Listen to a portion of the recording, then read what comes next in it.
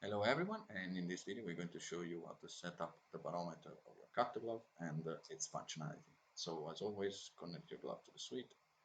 Operations modes, we select the operation you want to work. So barometer in this case, set up and then go to barometer. So now we are inside the barometer and we have 5 different triggers. That means basically that I am able to set up 5 different keys or functions to be emulated on 5 different altitudes because the barometer is based on how high my hand is. So we're going to set up 2 different triggers for this case.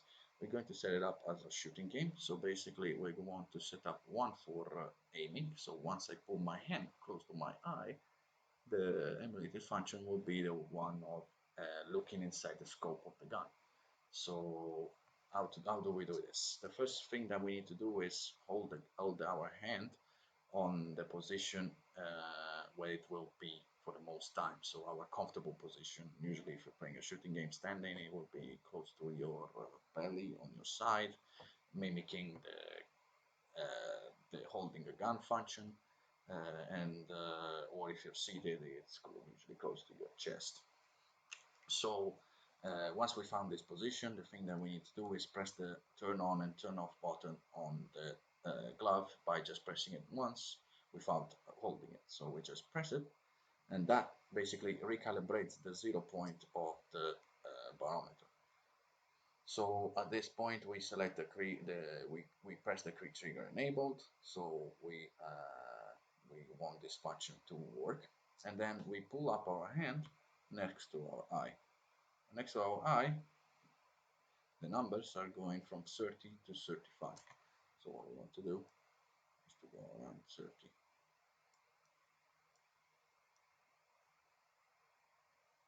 20. 30 to 20.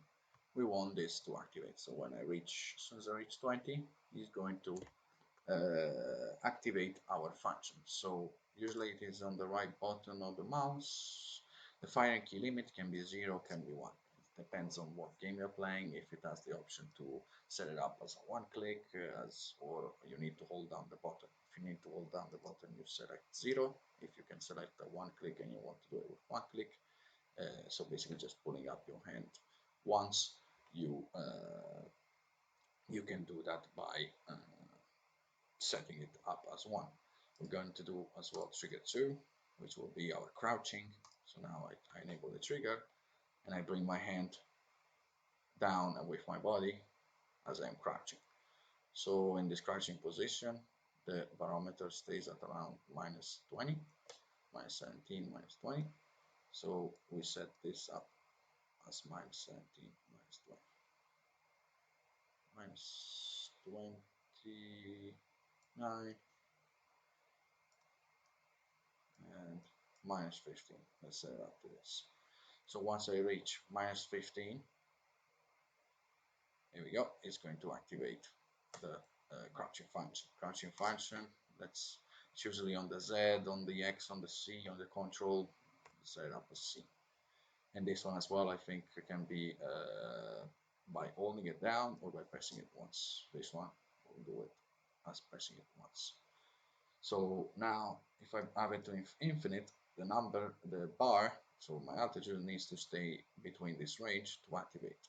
If I put it into 1, it just needs to reach the bar once, can go up and can go over to not reactivate. So now we're going to upload the setup, go into our notepad and test it out. So now I'm going to crouch and he's doing C because I'm reaching. Now I'm going up and down each time, and so basically the trigger range is going inside that bar that we set up each and every time, and he's pressing the C. Now if I stay up with my hand, he's not going to press the C button anymore.